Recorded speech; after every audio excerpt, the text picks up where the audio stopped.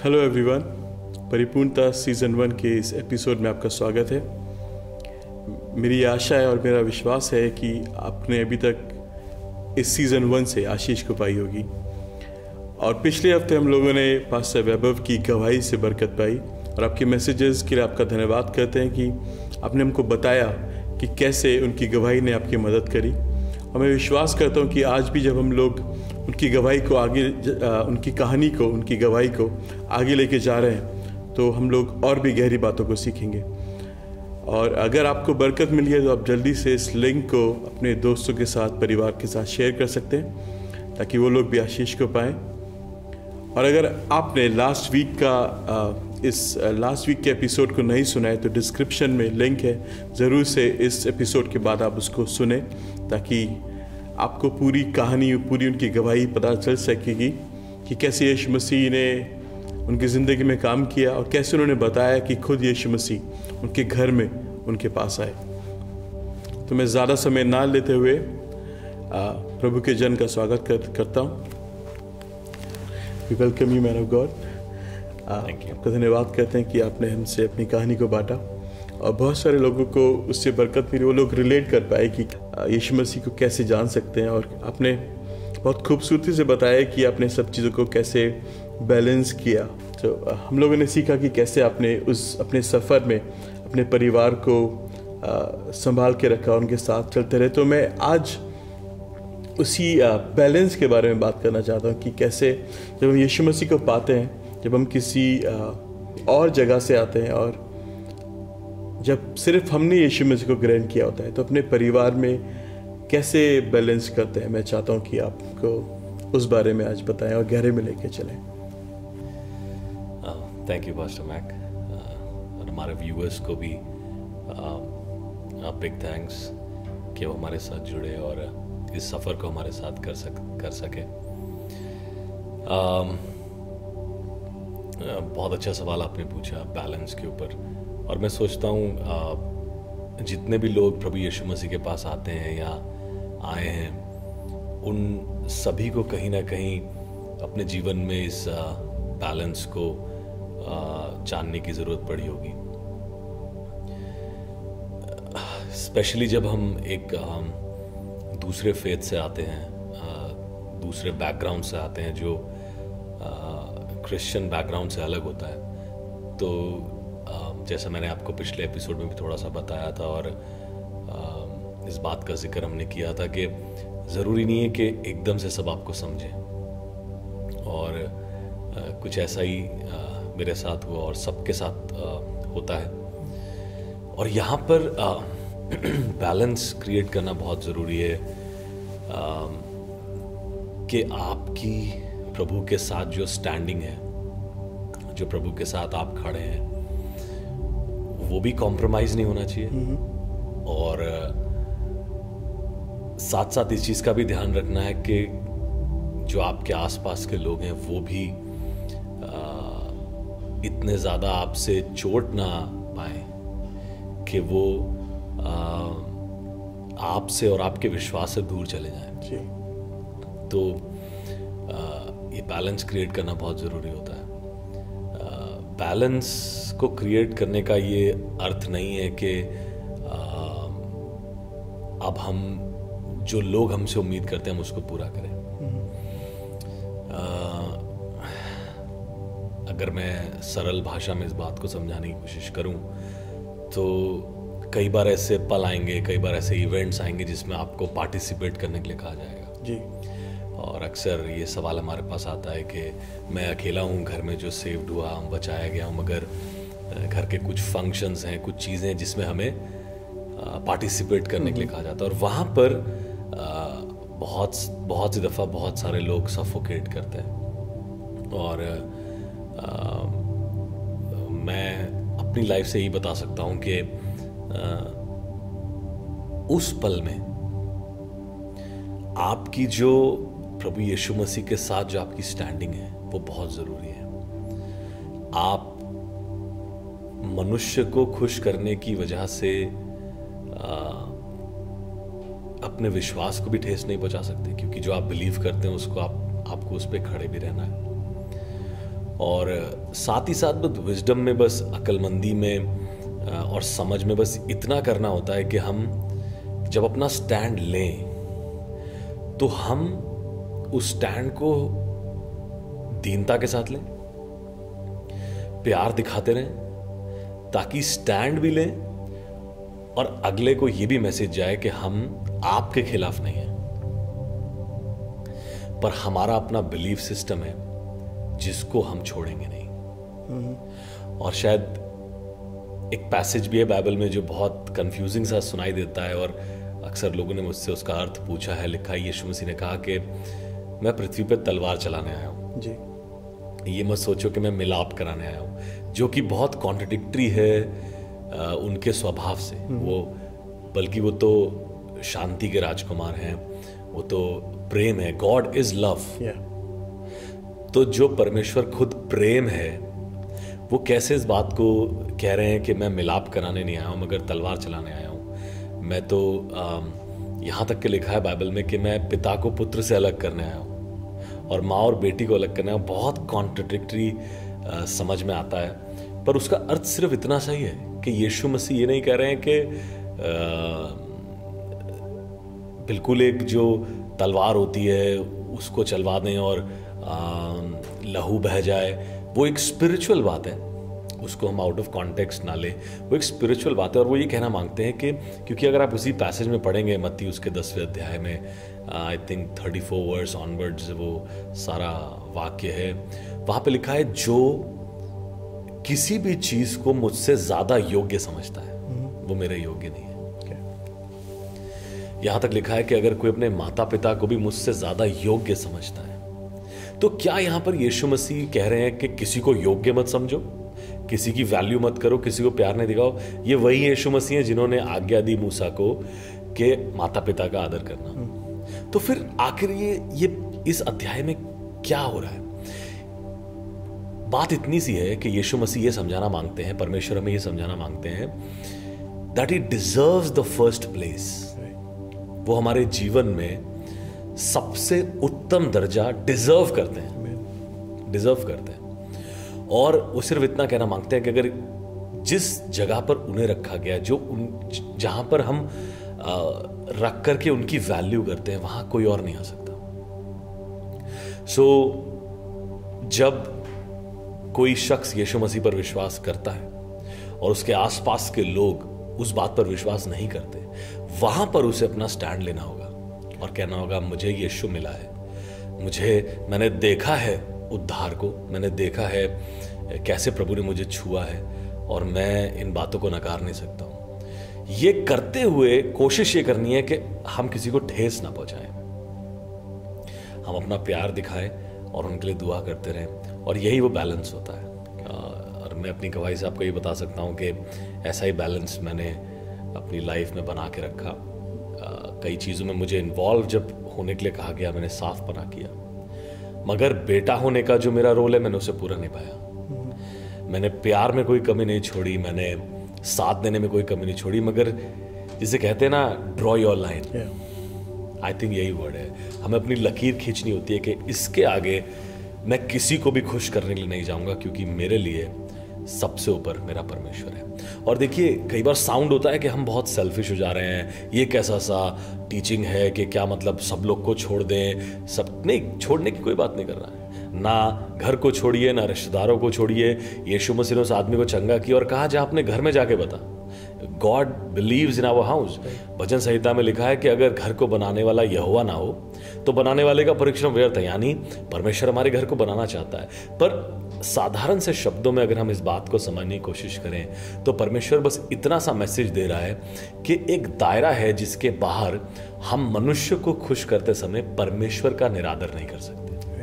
हमें परमेश्वर को सबसे ऊंचा स्थान देना है, उसकी इज्जत करनी है और बिलीव करना है कि जब हम कुछ चीजों में परमेश्वर को आदर देंगे तो परमेश्वर सब चीजें ठीक करेगा। और उसने मेरे लिए यही किया। मेरी गवाही इसीलिए पूरी हुई क्योंकि जब मैंने परमेश्वर के लिए स्टैंड लिया तब परमेश्वर ने मेरे पूरे घराने को बचाया, मेरे पूरे घराने को बरकत दी। तो बाइबल में लिखा है अगरचे तू विश्वास करे तो तू और तेरा घराना उद्धार पाएगा।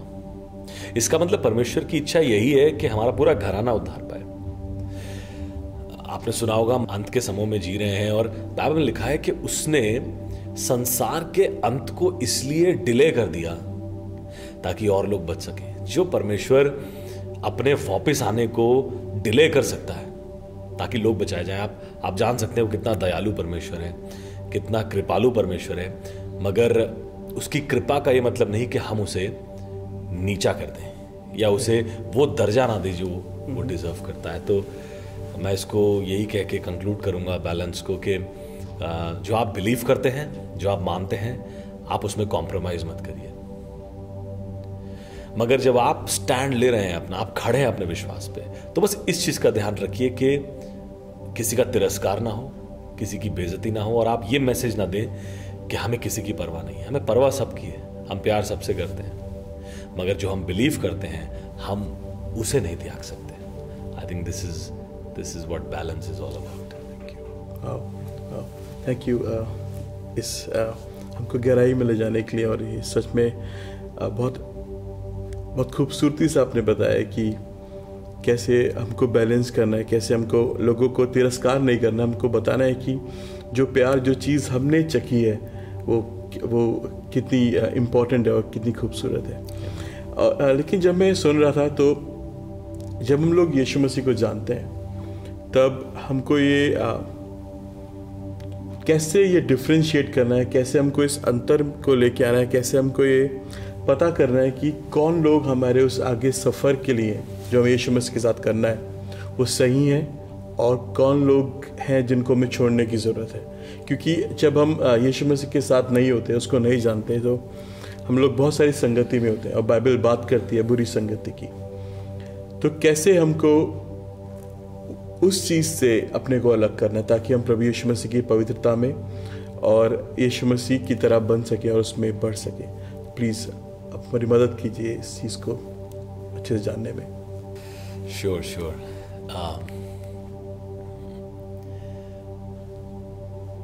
हमारे लाइफ में जो रिश्ते हमारे आसपास होते हैं वो दो तरीके के होते हैं। कुछ सीजनल रिश्ते होते हैं, मगर कुछ अहद के रिश्ते होते हैं, कुछ कवर्नेंट रिलेशनशिप्स होते हैं। जैसा कि मैंने अभी कुछ देर पहले भी थोड़े से शब्दों में समझाने की कोशिश करी, मैं सोचता हूं शायद वहीं से शुरू करूंगा। आपकी फैमिली, आपका परिवार, आपके माता पिता, आपके घर के लोग, ये सीजनल नहीं हो सकते, ये कवनेंट्स हैं। और जब यीशु मसीह ने कहा मैं तलवार चलाने आया हूं, तो वो डिवीजन नहीं है, वो डिवीजन नहीं कराना चाहते फैमिली में, वो परिवार में बंटवारा नहीं करा रहे। सिर्फ इतनी सी स्पिरिचुअल बात है कि एक बच्चा अपने माता पिता को कहेगा, या एक पत्नी अपने पति को कहेगी, या पति अपने पत्नी को कहेगा कि मैं तुम्हारी पत्नी हूं, मगर मेरा विश्वास यीशु मसीह पर है। तुम जिस पर विश्वास करते हो और मैं जिस पर विश्वास करती हूं, यहां पर हमारा एक विभाजन है। मगर तब भी मैं पत्नी हूं, आदर है, प्यार है, हम एक ही छत के नीचे, तो अलग नहीं हुआ, सब सेम है, मगर बिलीफ सिस्टम्स अलग है। और यहां पर फिर मैं इसी बात को रिपीट करूंगा, क्योंकि मैं सोचता हूं शायद इसको अच्छे से समझाना जरूरी है। हम नहीं चाहते हमारे व्यूअर्स किसी भी कंफ्यूजन में रहें कि जब कोई यीशु मसीह को चखता है, और जो मेरी आवाज सुन रहे हैं और अगर इस गवाही से, इस बात से सहमत हैं, तो मैं सोचता हूं शायद उन्हें महसूस हो रहा होगा मैं क्या कहना मांग रहा हूं। जब हम यीशु मसीह को चखते हैं ना, तब हम बयान नहीं कर पाते हमें क्या मिला है। अब हम समझाने की कोशिश करते हैं पर समझा नहीं पाते। और जब हमसे ये उम्मीद करी जाती है कि तुम मत करो ये बिलीव, ये ऐसा हो ही नहीं सकता। वो एक एड आती थी ना, मेलोडी खाओ और खुद जान जाओ। आई थिंक वही है, वो स्वाद, वो मजा सिर्फ मेलोडी खाने वाले को पता है। बट आप समझ पा रहे हो मैं क्या कहना मांग रहा हूं। जिसने चखा है, जिसको यीशु मिला है, जिसने उस उद्धार को चखा है, जिसने उस आजादी को चखा है, वो चाह करके भी मना नहीं कर पाता। आप लालच दे दीजिए, आप धमकी दे दीजिए, वो अंदर से निकाल ही नहीं पाता, क्योंकि बाइबल में लिखा है जो कोई यीशु मसीह को ग्रहण करता है वो यीशु की आत्मा के साथ एक हो जाता है। अब मैं और यीशु मसीह एक साथ नहीं है, मैं और यीशु मसीह एक हो गए हैं। अब जब हम एक हो गए हैं तो आप चाहे समझिए ना समझिए, रिक्वेस्ट करिए, गुस्सा करिए, डांटिए, धमकाइए, लालच दीजिए, वो हो ही नहीं सकता। तो अब वहां पर मैं आपके सवाल पे वापस आता हूं कि कैसे मालूम करें कि कुछ चीजें जानी जरूरी हैं या कुछ चीज जानी जरूरी नहीं है। कुछ संबंध हमारे जीवन में हमें डिसर्न करना है, हमें परखना है कि क्या ये परमेश्वर की ओर से है, क्या ये परमेश्वर की ओर से नहीं है। क्योंकि कुछ रिश्ते हमें परमेश्वर से दूर कर सकते हैं, कुछ दोस्तियां हमें परमेश्वर की राहों से हटा सकती हैं। तो ये तो बहुत ज़रूरी है कि हम इवैल्यूएट करें कि जिनके साथ हम वक्त बिताते हैं, जिनकी हम बातें सुनते हैं, जिनकी हम बातें अपने अंदर आने देते हैं, क्या वो हमें परमेश्वर में बढ़ा रही हैं। अक्सर जवान मेरे पास आते हैं और कहते हैं पास्टर बताइए क्या ये रिश्ता परमेश्वर की ओर से है, क्या ये लड़का मेरी लाइफ में जो है ये परमेश्वर की ओर से है, क्या ये लड़की जो मेरी लाइफ में है ये परमेश्वर की ओर से, आपको क्या भविष्य दिखाई देता है, क्या ये यही है जिससे मेरी शादी होगी। तो मैं अक्सर उन्हें एक ही बात कहता हूँ कि सबसे इम्पॉर्टेंट या सबसे अच्छा तरीका जानने का कि रिश्ता परमेश्वर की ओर से है या नहीं है, वो ये है कि आप ये देखिए कि ये रिश्ता आपको परमेश्वर की ओर ले जा रहा है या आपको परमेश्वर से दूर ले जा रहा है। अगर आपका वो रिलेशनशिप आपको यीशु मसीह से प्यार करने में और बढ़ा रहा है तो परमेश्वर की तरफ से वो रिश्ता है। या अगर आप उस रिलेशनशिप में हमेशा स्ट्रेस रहते हैं, परेशान रहते हैं और दुआ भी नहीं कर पा रहे, जितनी बाइबल आप पहले पढ़ते थे अब उतनी भी नहीं पढ़ पा रहे, अब आपका चर्च भी जाने का मन नहीं करता है, समझ लीजिए उस रिश्ते ने सब खराब कर दिया है। So it's very important for us to discern, बहुत ज़रूरी है हमारे लिए परखना कि कौन सा संबंध, कौन सी दोस्ती, कौन से रिश्तेदार, कौन है वो हमारे आसपास जो हमें परमेश्वर से दूर ले जाता है। वहाँ पर शायद हमें लकीर खींचने की ज़रूरत है। और कुछ त्याग तो देखिए, बलिदान तो मसीह जीवन का आधार है, उसके बिना तो कुछ है ही नहीं। यीशु मसीह ने कहा अगर कोई मेरे पीछे आना चाहता है तो अपनी खुद ही का इनकार करे, अपने डिजायर्स का, अपने दिल का, अपनी सोच का, अपनी बातों का, मैं क्या चाहता हूं उसका इनकार करे और सलीब उठा के मेरे पीछे बोले, यानी सैक्रिफाइस। तो कुछ चीजें छोड़नी होंगी, कुछ आदतें उनको त्यागना होगा, कुछ चीजों में जिनमें बहुत मजा आता है वो तो करनी होंगी। और मेरे साथ भी यही हुआ, बहुत सारे दोस्त छूटे, बहुत सारे दोस्त आज भी नाराज हैं, 20 साल हो गए वो आज भी नाराज है, पर उनकी नाराजगी में मिठास है। क्यों? क्योंकि उनकी नाराजगी मुझे बताती है कि परमेश्वर ने मुझे एक्सेप्ट किया है। और हर मसीह को कहीं ना कहीं अपने जीवन में इस नतीजे पे पहुंचना पड़ेगा कि आप पूरी पृथ्वी को खुश नहीं रख सकते, आप सबको खुश नहीं रख सकते। अगर आप आपके जीवन में A to Z सबको खुश रखना चाहते हैं तो आप आइसक्रीम बेचिए आप मसीह के पीछे नहीं चल सकते, क्योंकि जब आप मसीह के पीछे चलेंगे तो कुछ लोग ऑफेंड होंगे, कुछ लोग नाराज होंगे, कुछ लोग शिकायत करेंगे, कुछ लोग गलत बात करेंगे, कुछ लोग झूठ बोलेंगे। और इसमें मज़ा है, इसमें मज़ा है। जब ऐसा कुछ हो तो मज़ा करिए, थैंक यू जीसस बोलिए, क्योंकि लिखा है कि वो तुम्हें पसंद नहीं करेंगे क्योंकि उन्होंने मुझे भी पसंद नहीं करा। ये संसार तुम्हें कभी एक्सेप्ट नहीं करेगा क्योंकि उसने मुझे भी एक्सेप्ट नहीं करा। यीशु मसीह के शब्द हैं।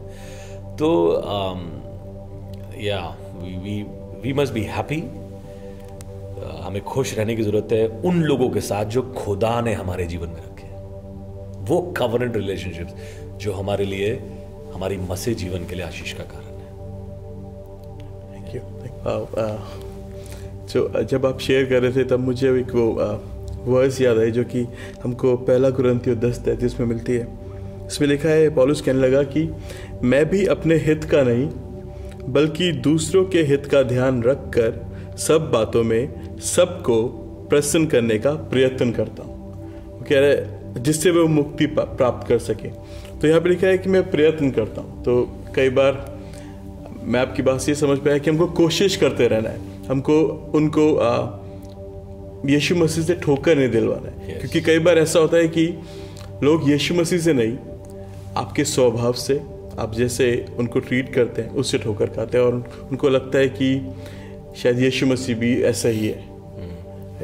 तो बिल्कुल सही कह रहे हैं आप। देखिए, लोग आपसे खुश रहें ये फोकस नहीं है, आप कोशिश करें कि कोई दुखी ना हो। ये आपकी जर्नी होनी चाहिए। Rest depends on them. Amazing. So एक और जो चीज़ मेरे दिल में आपसे पूछने की वो ये है कि आपका ये 20 साल का एक लंबा सफ़र है, और जब हम कोई भी सफ़र करते हैं उसमें ऊपर नीचे होता है, उसमें बहुत सारी चीज़ें सामने आती हैं। तो एक कोई क्या चीज़ है जो आपने बहुत जिसका ध्यान रखा कि वो कभी आपके लाइफ में ना आए, या फिर वो एक कौन सी एक ऐसी चीज़ है जिसको आपने थामे रखा इस सफ़र में? वाह, सबसे पहले तो मैं आपको थैंक यू कहना चाहूँगा आपके अच्छे सवालों के लिए।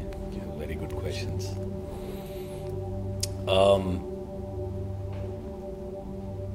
जिस चीज़ ने बहुतों को इस राह से अलग किया है, वो चीज़ शुरुआत में ही प्रभु ने मुझे दिखाई, और बिना किसी के समझाए, बिना किसी के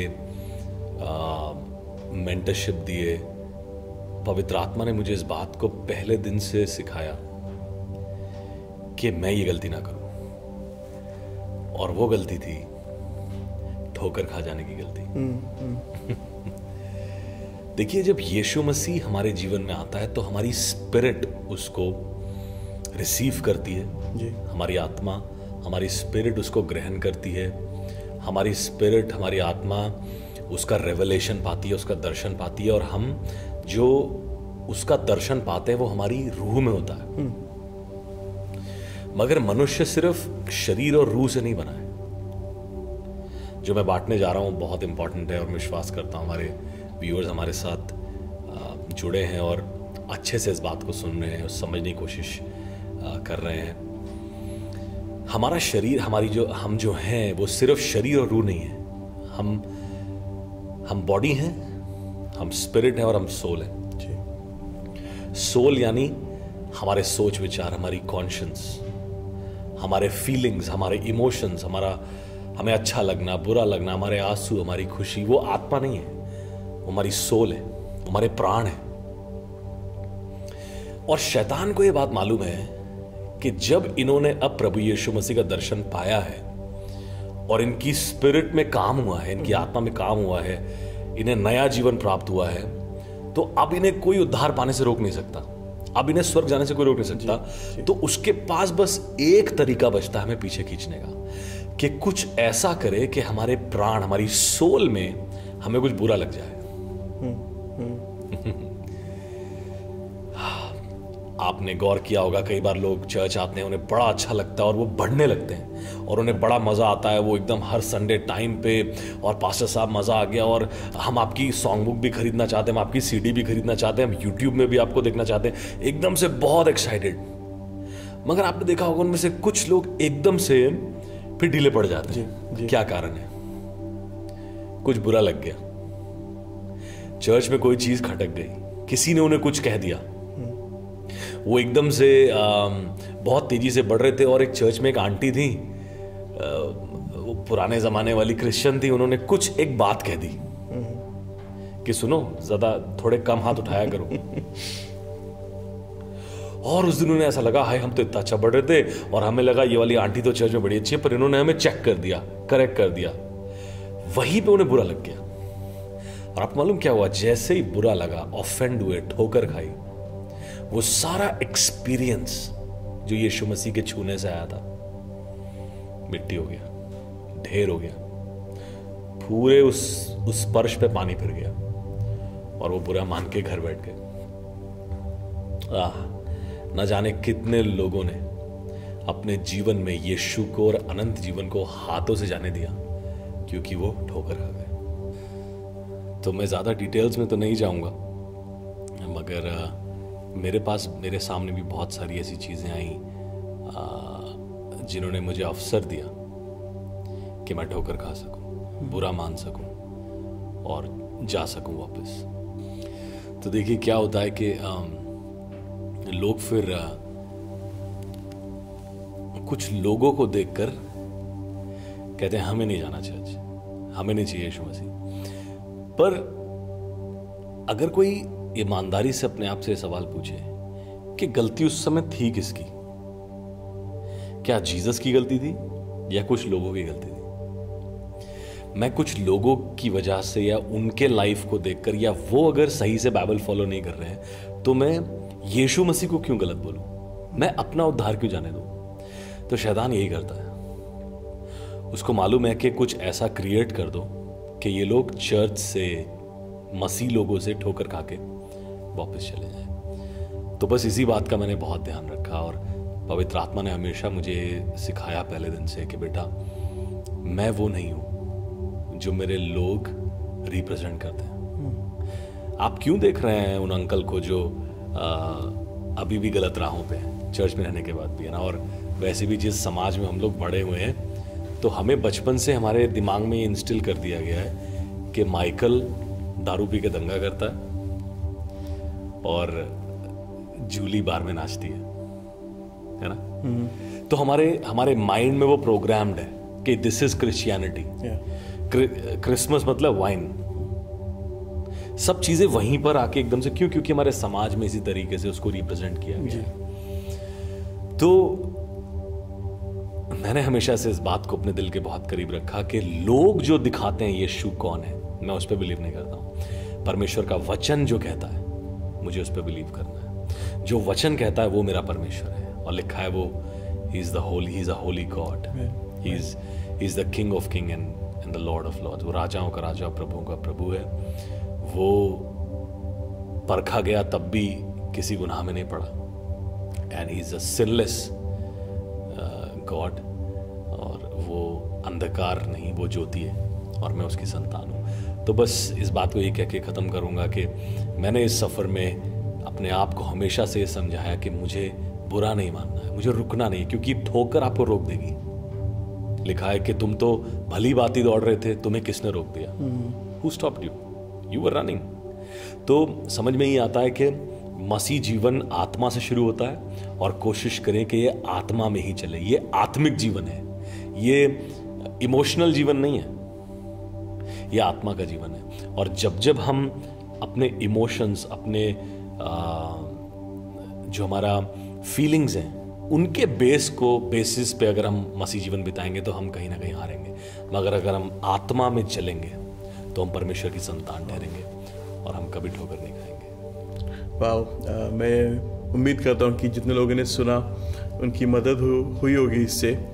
और तो जब आपके सामने वो सब चीज़ें आई, जब आपने चीज़ें दिखी होंगी, तब आपका मन व्याकुल होगा, बहुत सारे शंका दिमाग में आई होगी, बहुत सारा डाउट होगा कि ओके यार, यहाँ पे भी ऐसा ही है।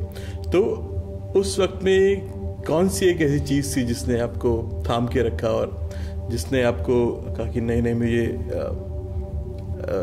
यीशु मसीह पे ध्यान रखना है या उसको देखना है? वो कैसे किया? वो क्या चीज़ थी?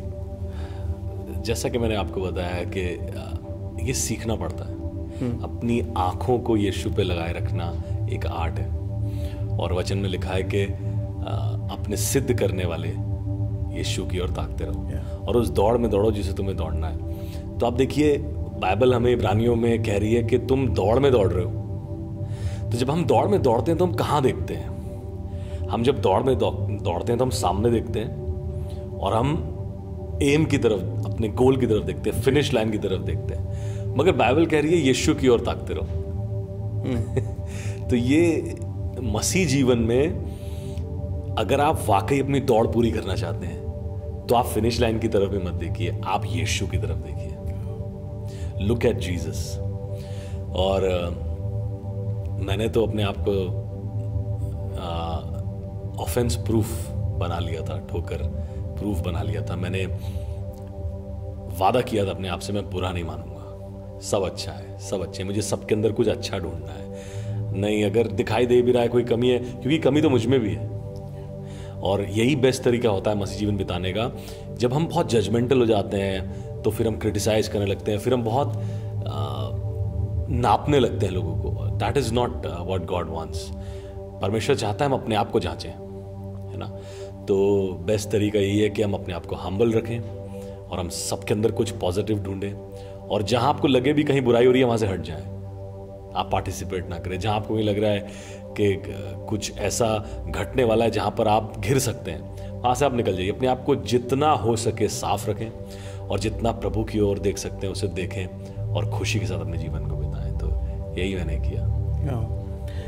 तो हम लोग ये नहीं कह सकते कि उसने मुझे रोक दिया, क्योंकि मैं अपनी दौड़ का खुद जिम्मेदार हूँ। उस दिन कोई बहाना नहीं चलेगा जब आप परमेश्वर के सामने खड़े होंगे और वो आपसे पूछेंगे, हाँ जी ये सही नहीं हुआ, ये क्यों छोड़ दिया, यूं क्यों रुक गए। तो आप ये नहीं कह सकते कि वो वाले भैया की वजह से, वो वाली दीदी की वजह से, वो वाले अंकल की वजह से। कोई एक्सक्यूज नहीं चलेगा, क्योंकि बाइबल में साफ साफ लिखा है, तुमने जड़ ना पकड़ने के कारण ठोकर खाई। अगर मेरी और आपकी जड़ें यीशु में मजबूत हैं, कोई हमें ठोकर खिला नहीं सकता। हम किसी चीज से पीछे नहीं हट सकते, हमारी जड़ें। तो फोकस चीजों पे नहीं करना है जो खराब है, फोकस अपनी जड़ों को मजबूत करने पे करना है। मैं विश्वास करता हूँ कि सब लोग बहुत कुछ सीख रहे होंगे, और मैं भी इससे बहुत कुछ सीख रहा हूँ। मेरी भी इस पे बहुत मदद हो रही है। और तो अभी तक आपने बताया कि किन चीज़ों से आपने ध्यान रखा और कैसे आपने ऑफेंस को नहीं आने दिया, कैसे आपने ये कोशिश करी कि आप कहीं रुके ना और लोगों को देख के आपने अपना फोकस जो यीशु मसीह को रखा। तो इस समय आपकी सबसे बड़ी स्ट्रेंथ क्या थी? इस पूरे सफर में मेरी सबसे बड़ी ताकत रही जॉय ऑफ द लॉर्ड, प्रभु का आनंद। लूका उसका 10वां अध्याय, वो अध्याय शुरुआत से लेके आज के दिन तक मेरी जिंदगी का सबसे, मैं कहूँगा वो मेरी लाइफ में मेरे लिए सबसे ज़्यादा खूबसूरत, सामर्थी और सबसे ज़्यादा अहम अध्याय। चेले यीशु मसीह के पास आए, कहने लगे, आज हमने तेरे नाम से बीमारों को चंगा किया, दुष्ट आत्माएं निकाली, और आज हमारा दिन बहुत कामयाब था और मज़ा आ गया। यीशु मसीह ओहो, जिस पे हाथ रखा वो गिर गया। बहुत अच्छी रिपोर्ट लेके आए। यीशु मसीह ने कहा, वेरी गुड, शाबाश, और बड़े बड़े काम होंगे, और मैंने शैतान को आसमान से बिजली की तरह गिरते हुए देखा है, और तुम सांपों और बिच्छुओं को भी रौंदोगे। यीशु मसीह ने भी बहुत अच्छे से कॉम्प्लीमेंट किया। मगर तब यीशु मसीह रुके और उन्होंने कहा, तो अभी मैं तुमसे सच सच कहता हूं, इस बात से आनंदित मत होना कि तुम्हें सामर्थ दी गई है या चीजें तुम्हारे अधिकार में कर दी गई हैं। इस बात से खुश होना कि तुम्हारा नाम स्वर्ग में लिखा है। और यही वो बात है जो मेरे लिए इस 20 सालों में सबसे बड़ी स्ट्रेंथ रही, पहले दिन से लेके आज के दिन तक, कि प्रभु का दिया हुआ आनंद, उससे बड़ा और कुछ है नहीं। और आनंद किस चीजों में? कामयाबी में नहीं। आज अगर आप अपनी कामयाबी पे अपने आनंद को लगाएंगे तो हो सकता है एक दिन फ्लक्चुएट हो। देखिए, मैं एक पासबान हूं, ठीक है, मैं एक पास्टर हूं। अगर मेरी खुशी इस बात में होती कि मेरे चर्च में लोग आते हैं और मेरा चर्च भरा हुआ है, तो अभी लॉकडाउन की वजह से जब कोई नहीं आ पाया तो मेरी खुशी कम हो जाती। पर मेरी खुशी कम नहीं हुई, मेरी खुशी आज उतनी है, वरन हर दिन बढ़ती जा रही है, क्योंकि खुशी कामयाबी पे नहीं है। तो कामयाबी पे आपकी खुशी नहीं होगी, तो जब आप कभी फेलियर का सामना करेंगे तो आप उदास नहीं होंगे। अगर आपकी खुशी आपकी चीज़ों में नहीं है, तो जब नई आएंगी चीज़ें तो आपको खुशी होगी, मगर आपकी खुशी उसमें है तो जब वो चीज़ पुरानी हो जाएगी तो आपकी खुशी भी पुरानी हो जाएगी। सो प्रभु में आनंदित रहें, यही सबसे बड़ी स्ट्रेंथ है। जिस हाल में रहें, यही आप देखेंगे पौलुस की लाइफ में, चाहे बंदी गृह में रहा, जहाज डूबे, सांप ने डसा, मारा गया, पत्थरवाह किया गया, कपड़े फाड़े गए, मगर जब वो जेल में था तब उसने फिलिपियों की पत्री लिखी। उसने किसी होटल में बैठ के फिलिपियों की पत्री नहीं लिखी, उसने किसी समुंदर के किनारे बैठ के फिलिपियों की पत्री नहीं लिखी, उसने जेल में बैठे बैठे फिलिपियों की पत्री लिखी, जिसमें उसने लिखा, प्रभु में आनंदित रहो, मैं फिर कहता हूं आनंदित रहो। उसके पास कुछ भी नहीं था कि वो कह सके कि मैं इस वजह से आनंदित हूं। ना कोई दिखाई देने वाली सेवकाई थी, ना प्यार करने वाले लोग थे, ना सेहत थी, ना अच्छा खाना था, ना आज़ादी थी, मगर तब भी कहता है कि यहाँ तक कि लिखा है कि मेरे आसपास के लोग भी इस बात को जान गए हैं कि जंजीरों ने मुझे कैद नहीं किया है, मगर मैं मसीह का कैदी हूं। मुझे इन 4 दीवारी ने बंधुआ नहीं बनाया है, मैं तो जेल में भी आजाद हूं। अगर मैं आज बंधुआ हूं तो मसीह यीशु का हूं। हालेलुया। और इसी बात में हमेशा मुझे बरकत दी कि मेरा नाम जीवन की पुस्तक में लिखा है। जब कभी तूफान आए, मैंने अपने आप को ये याद दिलाया, मेरा नाम वहां लिखा है। उससे बड़ी खुशी नहीं है। देखिए, आज बहुत सारे क्रिश्चियंस आपको दिखाई देंगे जो अगर सब कुछ अच्छा नहीं चल रहा है तो उदास हो जाएंगे, हताश हो जाएंगे। मैं ये नहीं कह रहा हूं कि हम लोग सुख दुख भोगी मनुष्य नहीं है, हम लोग हैं। लिखा है एलिया भी हमारी तरह, हमारी मानिंद सुख दुख भोगी मनुष्य था। We are emotional people, we will always be emotional people, हम हमेशा इमोशनल रहेंगे। मगर जितना ज्यादा आप आत्मिक उन्नति करेंगे, उतना ही ज्यादा आपके इमोशंस आप पर कम काबू करेंगे। और जैसा मैंने आपको थोड़ी देर पहले बताया कि हम शरीर, प्राण और आत्मा के बने हैं, और ये जंग जो है ये तीनों में है। फ्लैश अलग जंग लड़ रहा है, वो चाहेगा आप गुनाह में पड़े, आपकी आंखें चाहेंगी कि आप अभिलाषा करें, आपके हाथ चाहेंगे आप गलत काम करें, आपके पैर आपको गलत जगह लेकर के जाएंगे, अनाज्ञाकारिता में लेकर के जाएंगे। आपका जो प्राण है वो दुखी होना चाहेगा, उदास होना चाहेगा, उसको अकेला लगेगा। कुछ लोग तो अकेले नहीं भी हैं तब भी जगजीत सिंह के गाने सुनते हैं कि मैं अकेला हूं तन्हा हूं, है ना। तो ये क्या है, हम लोग अपनी सोल को सेटिस्फाई करते हैं। मगर इन तीनों में अगर हम स्पिरिट पे फोकस करें, अगर हम आत्मा पे फोकस करें, हम पवित्र आत्मा से भरते रहें, हम आत्मिक उन्माद में उन्नति करें, हम रूहानी उन्नति करें, तो हमारा शरीर, हमारा फ्लैश, हमारे प्राण दोनों काबू में रह सकते हैं। तभी पौलुस कहता है कि मैंने अपने विचारों को मसीह यीशु में कैद कर लिया है। कैसे कर लिया है? विचारों को कैद कर लिया। हां, मैं आत्मा में इतना स्ट्रांग हो गया हूं कि मैं अपने विचारों को भी कंट्रोल कर सकता हूं, यहां तक कि मैं अपने सपनों को भी कंट्रोल कर सकता हूं। मैं सोचता हूं इस वीडियो में बहुत सी चीजें हमारे व्यूअर्स को मिल रही हैं। अगर वो इस चीज को रिसीव कर रहे हैं, ग्रैब कर रहे हैं, तो जिस बात ने मेरी सबसे बड़ी सहायता करी, जो मेरे लिए सबसे बड़ी स्ट्रेंथ बना इस पूरे सफर में, इस पूरी गवाही में मेरी, वो था प्रभु का आनंद। चाहे तकलीफें आई, मैं आनंदित रहा।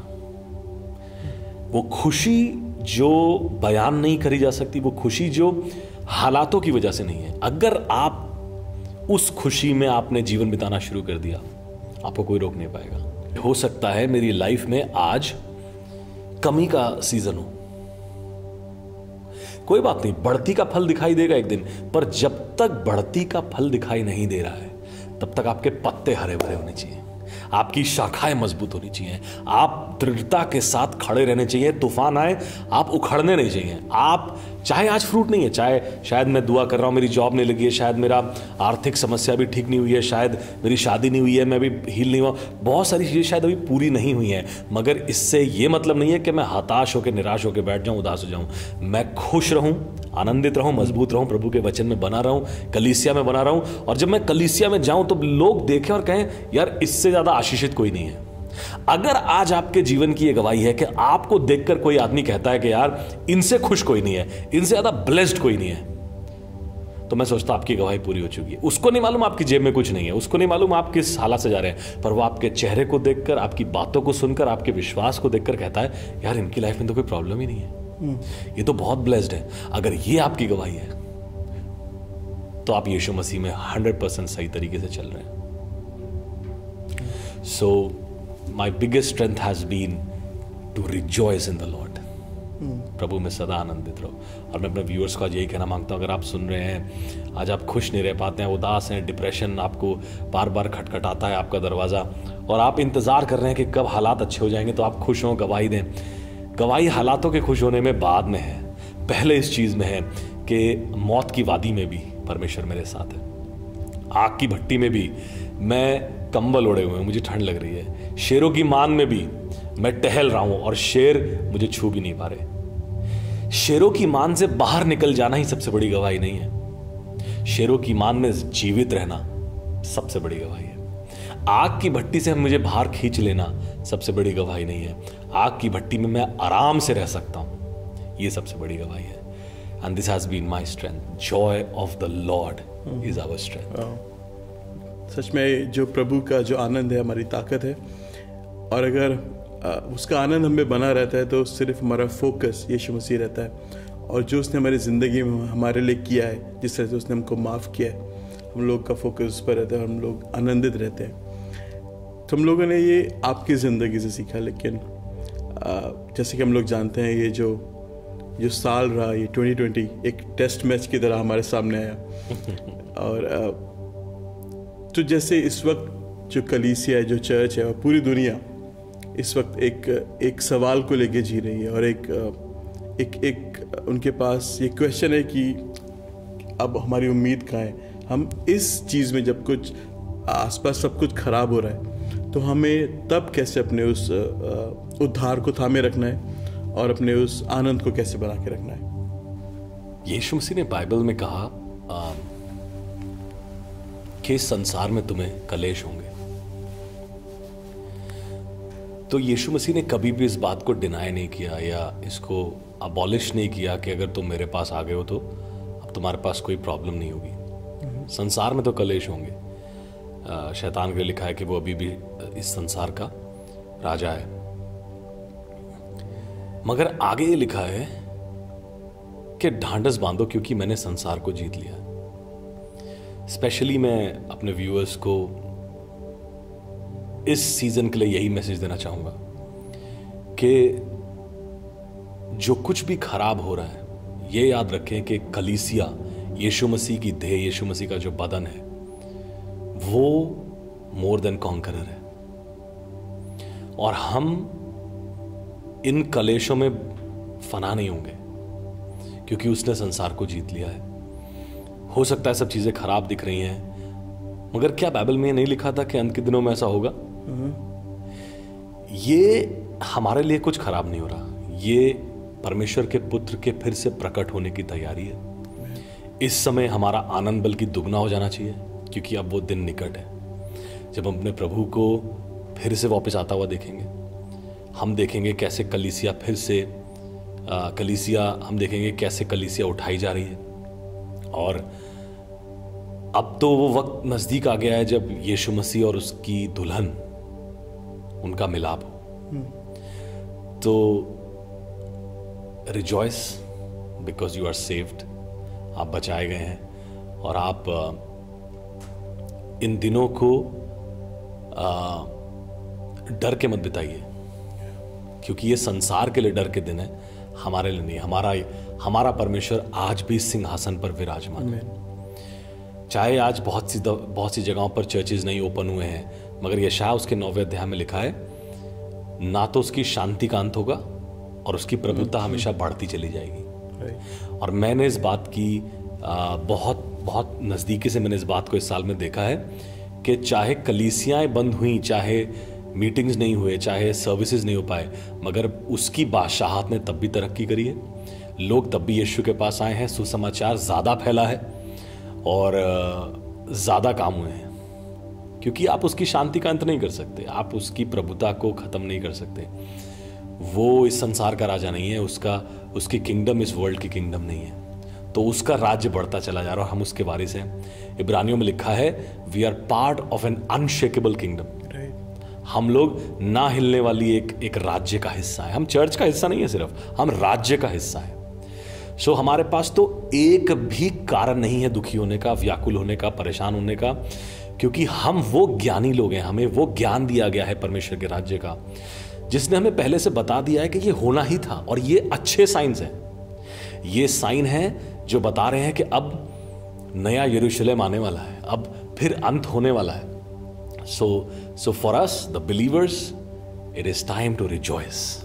It is time to have more faith.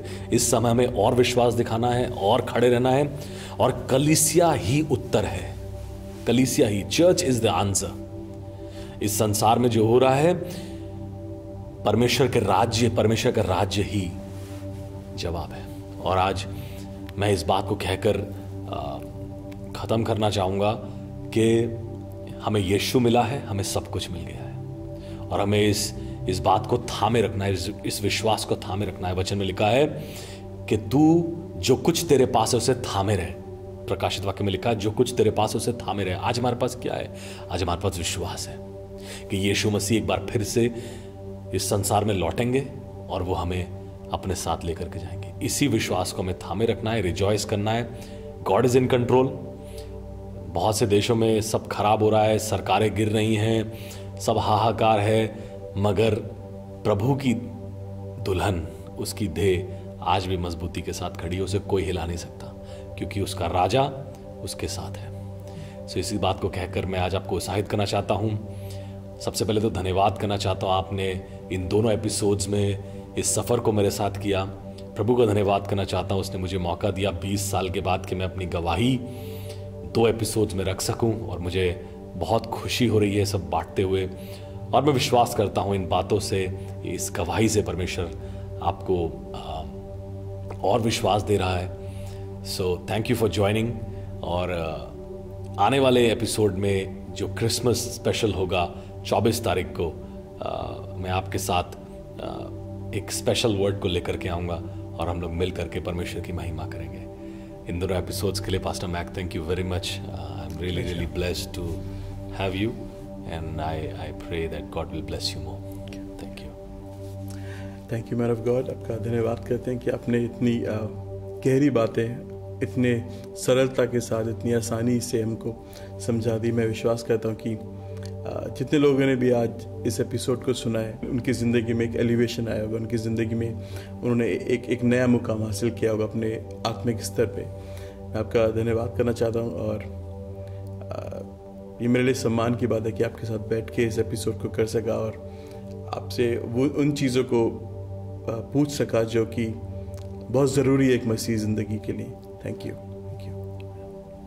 और मैं आप सबका भी धन्यवाद करना चाहता हूँ कि आप हमसे जुड़े रहे और आप इस सीज़न को फॉलो कर रहे हैं और इन सभी एपिसोड से आप बरकत को पा रहे हैं। हमने यह सीखा कि कैसे हमको अपनी ज़िंदगी को प्रभु यीशु मसीह पे केंद्रित रखना है, उस पर फोकस रखना है। कैसे हमें अपने ज़िंदगी में ऑफेंस को, उन बातों को, ठोकर को नहीं आने देना है, क्योंकि वो हमको उस मसीह दौड़ से अलग कर देती है। कैसे जब ठोकर आए तो कैसे यीशु मसीह को देखते रहना है और अपने आनंद को बना के रखना है। हमारा आनंद हमारे आसपास जो चीज़ें हो रही है उस पर केंद्रित नहीं है, और हमारे पास एक उम्मीद है कि हमारा राजा जो तख्त पर बैठा है वो सदा और सर्वदा के लिए है। आमीन। ज़रूर से आप हमारे इस चैनल को सब्सक्राइब कर सकते हैं। अगर आप पहली बार हमारे साथ हैं तो बाकी वीडियोस को भी जाके देख सकते हैं। मैं ये गुजारिश करूँगा कि आप और लोगों के साथ भी इस लिंक को बांटें, ताकि और लोग इन गहरी बातों को जान के प्रभु यीशु में बढ़ सकें।